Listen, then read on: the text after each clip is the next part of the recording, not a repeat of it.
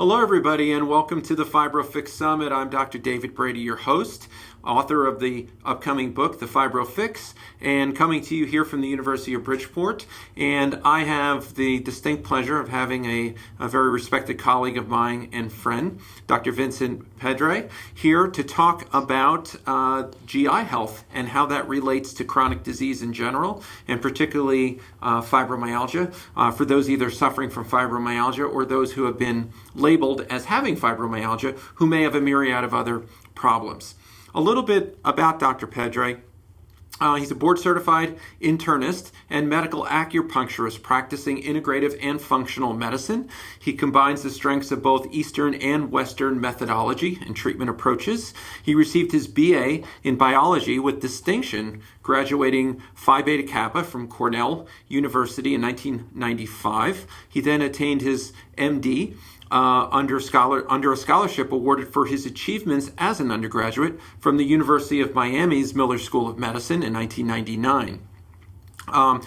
Dr. Pedre has presented the top medical test on the Martha Stewart Show, has been a guest on The Early Show with CBS, Healthy Living on ABC News, and a returning guest on Sirius XM's Doctor Radio to talk about natural and integrative approaches to wellness. He's the medical director of the Pedre Integrative Health Center, which is his private practice established in 2004 and located in New York City. He also suffered from IBS for many, many years before becoming an expert on how to heal the body from the inside out, starting with the gut. And as many experts, and the best experts in my opinion, they've learned what they know out of sheer desperation because they had to help themselves or a family member. And his recent book is really a culmination of that work. It's entitled Happy Gut, and it was published by HarperCollins in December of 2015. And in it, he features his gut care program and the Happy Gut Diet, which is a proprietary program he put together out of many years of clinical experience for creating total body wellness. And we're going to talk about some of those approaches and tenets today during our discussion. So welcome. Hi, how are you? Good, good. Thanks for taking time out of your vacation, I believe, to be with us from, you're in South America right now, I believe, right? I'm in Buenos Aires. All right, excellent, good. Yeah. So hopefully our connection will stay connected through the interview. But, you know, I alluded to your personal history with irritable bowel syndrome. Can you tell us a little bit about that, your health journey, and what influenced you to become really an expert and such a passionate advocate for gut involvement and how that transects with overall health? Sure. So I wouldn't have known that I had IBS growing up. And as it happened slowly over time, it sort of became my normal. So you kind of learn to live with it until you realize later on when I was in my 20s that I didn't have to live this way. Right. But it started probably because of multiple antibiotic exposures as a teenager. I probably had a bronchitis, a sinusitis, a pneumonia, at least 3 to 4 times a year, one of those. So I was getting probably 4 courses of antibiotics every year during my teenage years. And a very common one that was prescribed back then was Cipro, which we know from a study that was done recently that Cipro will disturb the gut microbiome for up to 12 months. Right. So imagine if I was getting more than 1 course of Cipro per year, what that did to my gut flora and also my intestinal barrier. So over time, I just learned to live with what I thought was just a very sensitive stomach. I couldn't eat the same way as my peers. And just normal things that everybody ate would just not sit well for me. And I didn't realize that was abnormal, and I was also very thin, so it was hard for me to put on weight, even though I was eating probably between 3,000 and 4,000 calories a day.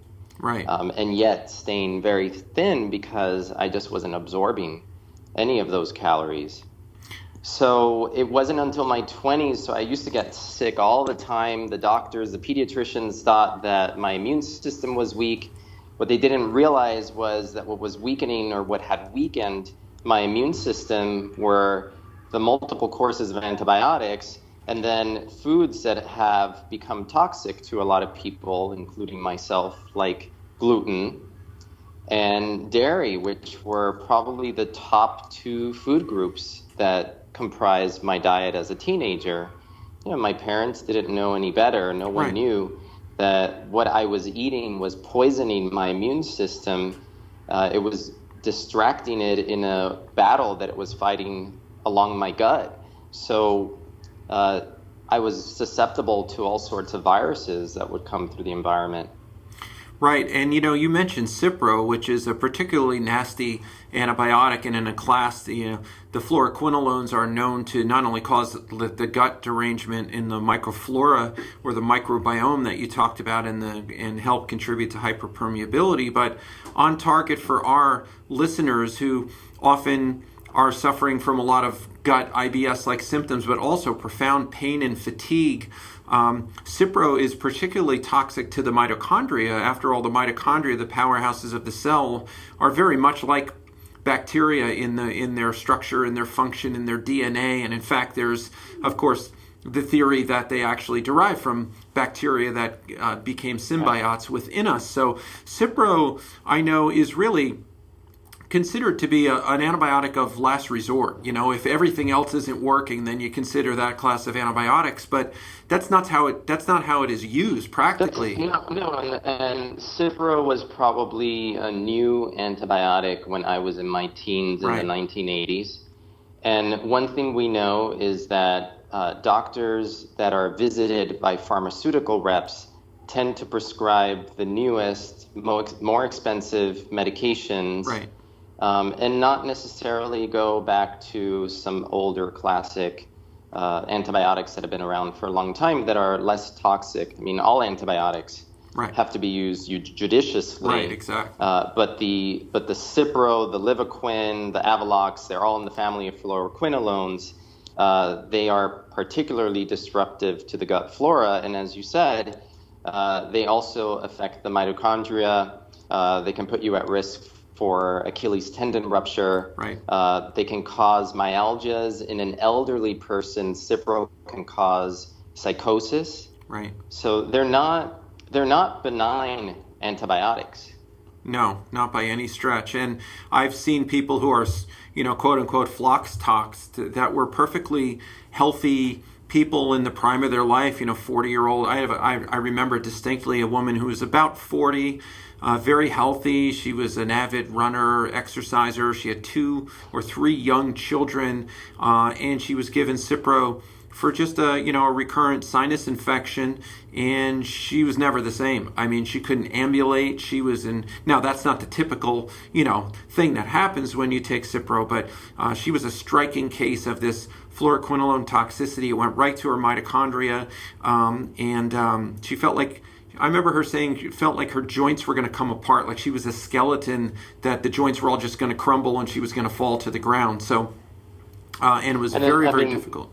Yeah. And relevant to our talk also, I've seen women treated with antibiotics and then develop chronic yeast infections. Right. That they just can't get rid of no matter what they do. Right, exactly. Yeah. Well, let's talk about, you said about the Cipro altering the bugs that grow in the gut, which we call the GI microbiota, which is part of the greater microbiome. These are all the organisms that sort of live in and around and with us.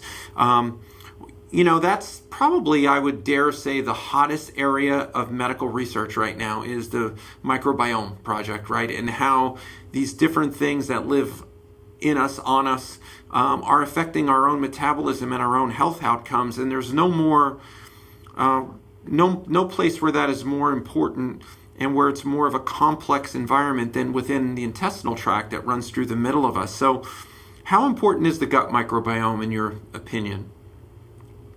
I think as you mentioned, there are multiple microbiomes. There's microbiome in the palms, which is different from the microbiome that's in the mouth, which is different from the microbiome that's in the sinuses and the gut. But the gut microbiome is, I would say, one of the most important because of the way that it interacts with our bodies. And I mean, we're just at the cusp of understanding all the ways, but we know, for example, that the gut microbiota produce neurotransmitters, serotonin, dopamine, and that they can cross the blood-brain barrier and affect the way that you feel. So it's a lot of what is happening neurologically in the body is originating in the gut, and thus the gut-brain axis. And it also very fascinating is this whole system of interfeeding that is happening with the microbiome producing what we call short-chain fatty acids, which are derived from the metabolism of fibers and carbohydrates. Very fascinating is this, the use of the short-chain fatty acids, where one group of gut microflora produces a type of short-chain fatty acid that feeds another group of gut microflora, which produce what are called butyrate-producing colon bacteria. And the butyrate, not only does it feed and provide the primary energy source for the colonocytes, the cells that line the colon, helps keep them healthy, but it also enters the circulation, crosses the blood-brain barrier, where it has an epigenetic effect in the brain. And what it does is it increases the expression of brain-derived neurotrophic factor. So you get increased brain plasticity, improved long-term memory, and all of that is connected to the health of the gut microbiota, which is being fed by the types of foods that you're eating, and it can be altered. And as you mentioned, depending on the types of food that you're eating, you can create a gut microbiota that will create and power insulin resistance and cause weight gain in the middle and short circuit your body's ability to have intracellular communication using the hormone insulin to transport glucose. So it's leading to what we see as prediabetes and eventually diabetes. And that's a really radical concept to think that the gut microbiome is involved in the way that we metabolize glucose. Right. I mean, if you look at the science now, they've basically have at least associated, in not all of the examples I'm going to talk about, has it been established as directly causal. Some it has, but there's at least association clearly that's statistically significant between specific shifts or aberrant patterns in the GI flora or the GI microbiota, and almost every chronic disease you can name, from coronary artery disease to, as you said, prediabetes and type 2 diabetes or insulin resistance, obesity, but where there's extremely tight linkage and even causal data is on certain microbes overgrowing in the gut, causing the emergence of autoimmune diseases, from Hashimoto's and Graves of the thyroid to rheumatoid arthritis of the joints, ankylosing spondylitis, another joint disease, and inflammatory, bowel disorders, and many, many more. It's just amazing how they're starting to connect the dots between just how important the gut health is to the overall organism and its ability to maintain a balanced, well-functioning immune system, and to not become overtly inflammatory and have an immune system that's so sort of off the rails as it starts actually attacking us as if it was a foreign entity. Well, and if you think about our obsession with antimicrobial products, soaps, hand lotions, right, and yet what we need is not to be antimicrobial. What we need is to understand how we live in symbiosis with the organisms that are inside of us on our surface. And what we find when you look at patients with disease is that and if you do a PCR analysis, which is a DNA analysis of their stool, what you find is that they have a diminished diversity of the gut microbiome, and a person who is healthy has a much more diverse microbiome. So it seems that diversity is the key to wellness, is to having a representation of a lot of different types of species, bacteria, etc. And as you reduce that diversity, for example, by being exposed to antibiotics, but it doesn't have to be the only way. You could be exposed to pesticides. Right. For example, like glyphosate, which is a very commonly used pesticide in GMO crops that have been designed to be resistant to the effects of glyphosate, but it actually is used in the harvesting of other crops like wheat. Right. Wheat is desiccated using glyphosate so that it's easier to harvest all at once. And this glyphosate we know is a chelating agent. It chelates minerals. And its patent filing is as an antimicrobial agent. So when you're eating food that is speckled with this pesticide, you're reducing the diversity of your gut microflora. And that sort of, goes back to the genetically modified sort of Roundup ready crops, right? Where they have these sort of unique responses to these different chemical agents that somehow improve the yield or the processing or so forth.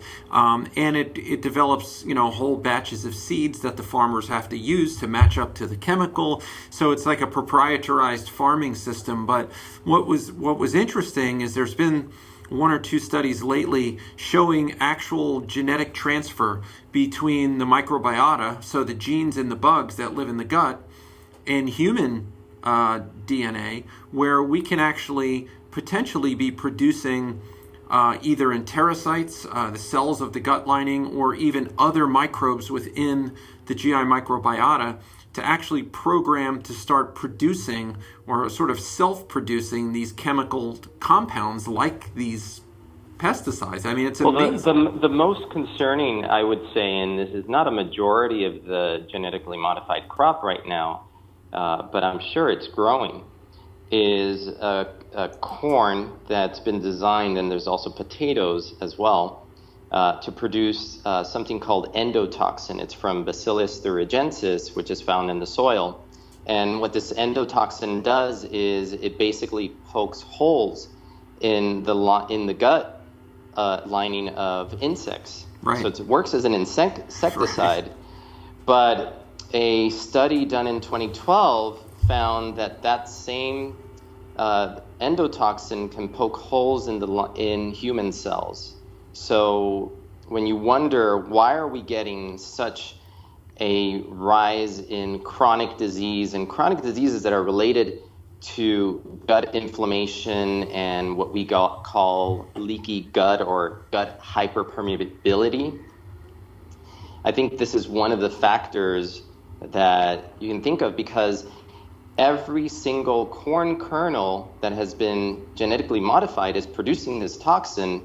And like you said, we know that there can be genetic interchange. So if a bacteria in our gut happens to pick up that particular gene, we could basically be auto-producing that Bt endotoxin inside our gut. Right, which is just pretty scary stuff when you think of it. We're sort of reprogramming ourselves to self-poison ourselves. When you think of it, it's really amazing. But how about other, we talked a little bit about, some of these food items in their modified form, but even in their sort of non-modified or native form, if you will, things like gluten and gliadin containing grains like wheat, rye, barley, soy, corn.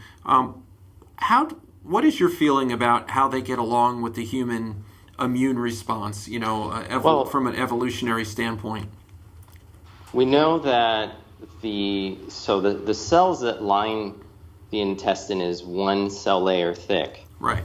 And these cells, I like to use the analogy of a rock wall where all of the rocks are nicely interconnected. There's no big spaces between them as kind of like a visual of what the gut lining would look like from the inside.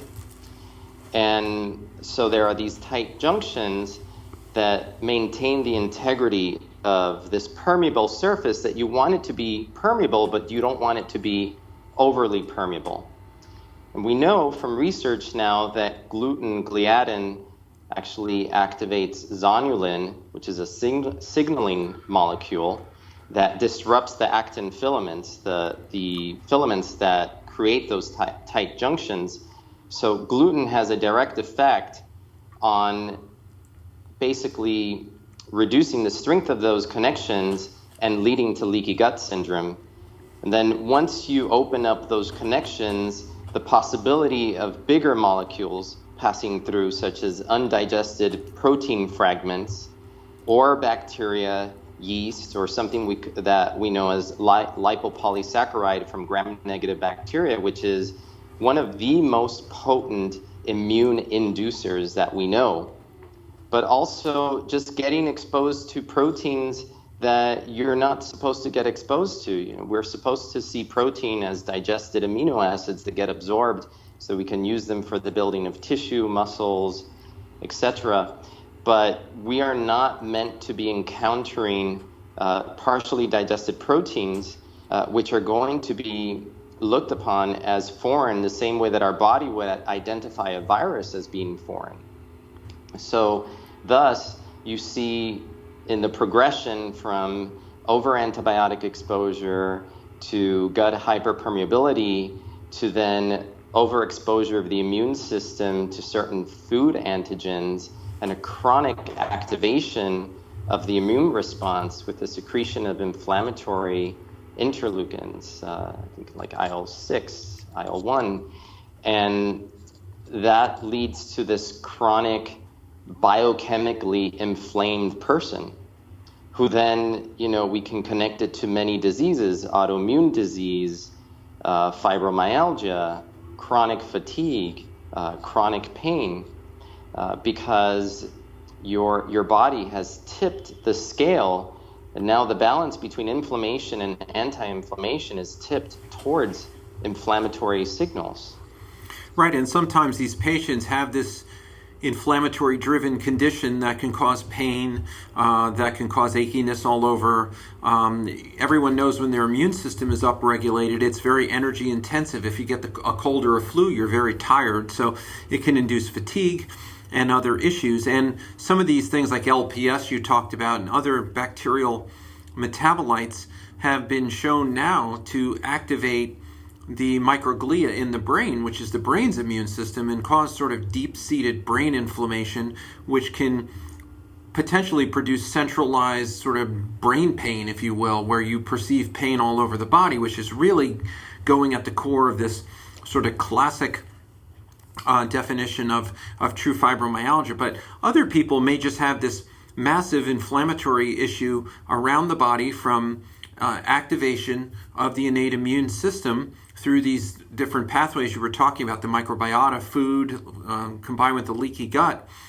And they may not have a central pain processing disorder, which we would define, in the classic sense of fibromyalgia, but they may get the diagnosis or the label of fibromyalgia because they hurt all over, they're tired, they have a lot of gut problems, they kind of fit the symptom cluster profile. So when you really look at fibromyalgia patients, whether even in studies, it's a very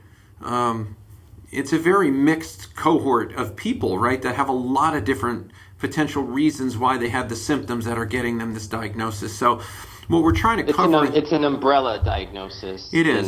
In but Western within that umbrella, there is a core of this true central pain processing disorder of classic fibromyalgia, but there's so many other things lumped in too. So that's why on the summit we're talking about all of these different things that sort of are foundational that people can work on and try to find a pathway toward resolution. So with that being said, we've had other experts on talking about the gut as well, other very prominent people in this regard like yourself.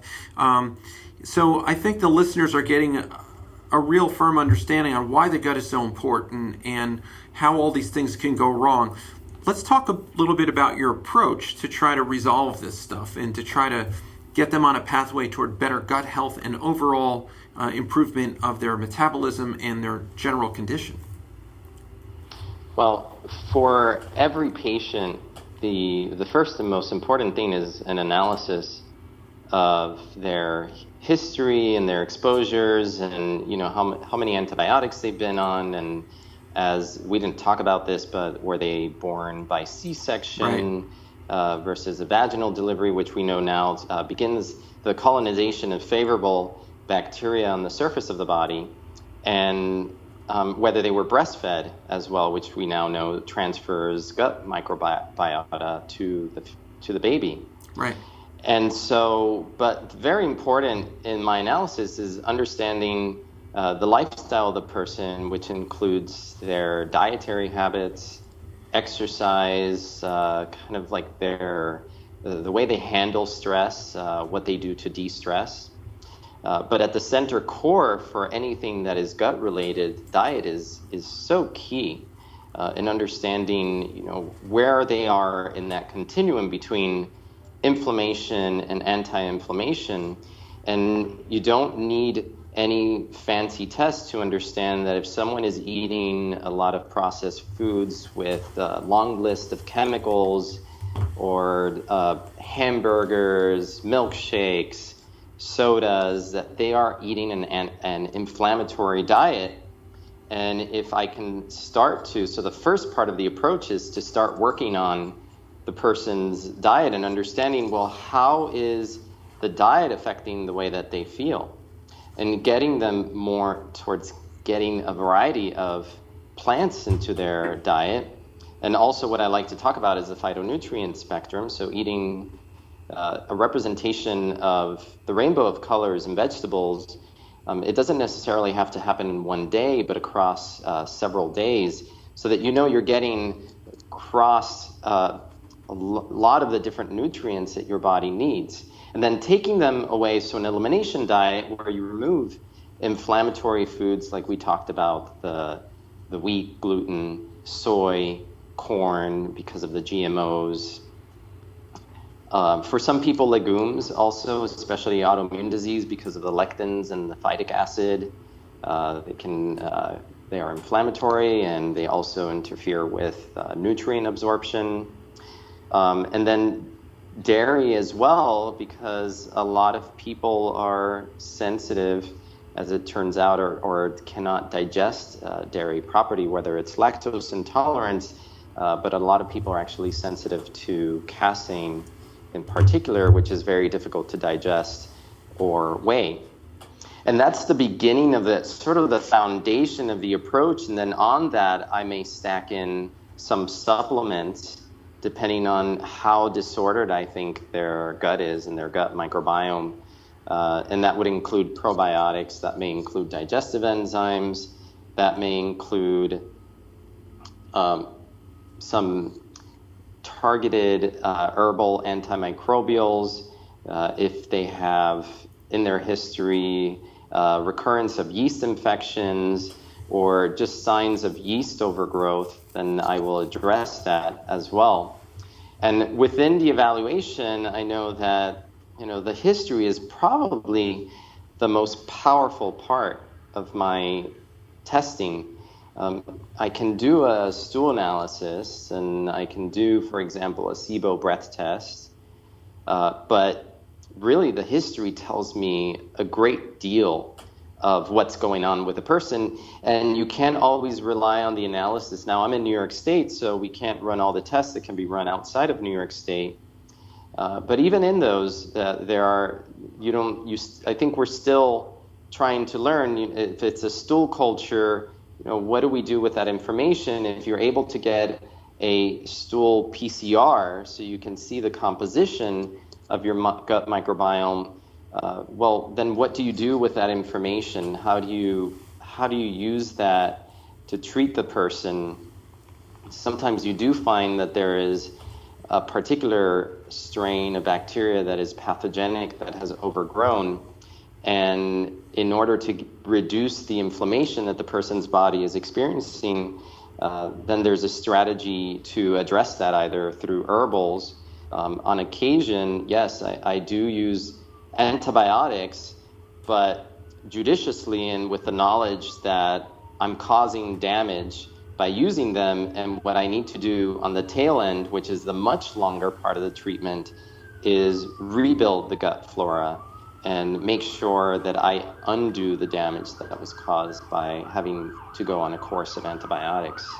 For Right, example, and of course in the treatment of there are antibiotics that are locally acting in the gut, which can mitigate some of those issues, like Xifaxan or rifaximin and those. But Jerry Mullen at Johns Hopkins and some of his colleagues actually had done some outcome research looking at the use of agents, even like those, versus some of the things you talked about, like the botanicals, like, berberine containing botanicals and certain volatile oil compounds and the like. So some natural agents that you can effectively many times treat the same things, whether it's small intestinal bacterial overgrowth, whether it's a dysbiotic pattern further down in the gut, and that many a times these natural agents are just as effective and don't carry the same level of side effects, and it's generally a lot less expensive. Some of these antibiotic agents that might be the preferred ones to use if you have to go to antibiotics,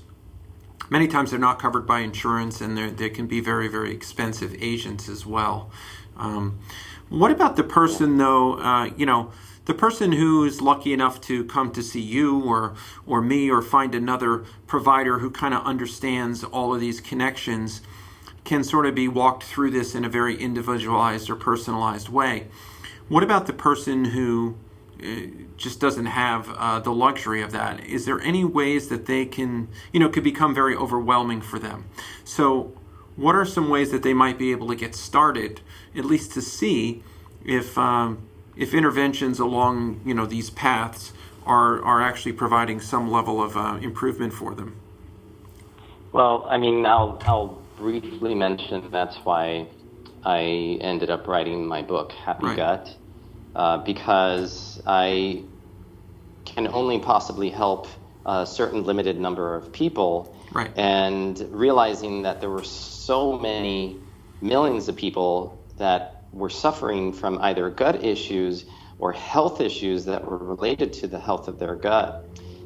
So I wanted to create a whole system that was easy to follow and basically can guide a person on an initial first steps that can get them pretty far before they need to start working with a health practitioner, depending on how they respond to the treatment. And you can get quite far just by starting doing an elimination diet. And I know a lot of people feel overwhelmed if you tell them you've got to take 5 foods out of your diet, including alcohol and caffeine or coffee, and take out sugar. So sometimes what I do, and this is take home for the people that are listening to this, is a phased in approach, but that you have to keep to. So maybe week 1, you're cutting back on sugar. At the beginning of week 2, you're cutting out wheat gluten. At the beginning of week 3, you're cutting out dairy. But you're committed to the process. And at each step, you're going to stack in a new thing. So some people do better that way. It feels less overwhelming. It's easier to stick to a program. Then there are the people who are the all or none. So if they don't do it all at once, Right. they won't be successful. And you kind of have to know yourself and understand what type of person you are and what you can do, what makes sense with your lifestyle, if you're busy working professional, what is it you can start to change initially. Because one thing is, we can develop these very elaborate plans for people, and they can be overwhelming sometimes. But I've seen improvements. You're not going to get 100% improvement, but I've seen remarkable improvements by a patient just taking out wheat gluten from their diet. If that person happened to have an issue that was related to wheat gluten, they can sometimes have remarkable improvement in their symptoms, sometimes like a 30 to 40% drop in their pain. So I guess that's a message to anybody who's listening, is that it can sound overwhelming sometimes to do all of this all at once, but you can phase it in one step at a time and do what you can handle at each step. and that can make it much easier to incorporate. And then, of course, check out my book, Happy Gut, and I'm going to keep posting blog posts and recipe ideas on how to live this way on the website, happygutlife.com. So happygutlife.com would be the best place for them to go to learn more about your programs and the resources that you're generating to your e-community. Yes, great. Definitely. You have a cleansing program, I think, that helps people sort of do the initial, and the Fibro-Fix book does as well. It's sort of a 21-day foundational, upfront sort of metabolic reset cleanse. So I think a lot of us have had enough experience in our practices with sort of that initial step. It kind of it serves a couple purposes. It makes the person sort of commit to engaging in their recovery, commit to a new sort of lifestyle of eating foods that are talking to their immune system in a good way and to their genes in a good way, making them less inflammatory, giving them more energy, allowing their mitochondria to work better. And even though these things may not be the sole reason for their chronic condition, these are sort of foundational things that if you don't fix this stuff, you're sort of like, you're running against the tide all the time in whatever else you try to do. So I think it's interesting that all the experts we have on, we've all kind of come around to the same place, that we have to sort of prime the patient for their recovery with these sort of more global interventions. So I know you have one in Happy Gut, right? It's a sort of system that they follow. And is that what you use with the acronym CARE? Is that correct? CARE, yeah. CARE. So I created this 28-day program. It's called Gut Care. CARE is an acronym for Cleanse, Activate, Restore, Enhance, and it's all of the parts of the process that people need to do in order to kind of kick off this healthy way of living and promoting a healthy gut microbiome. And as part of that system, I created a whole set of basically a kit to make it easy for people. That they can find it on my website, happygutlife.com. Great. Well, I really appreciate your time and expertise and knowledge that you brought to the table today, and for taking time, particularly from your travels so far away, to connect on Skype and share it with our listeners on the Fibro-Fix Summit. So thank you, Dr. Pedre. Thanks for having me. Okay, enjoy the rest of your trip.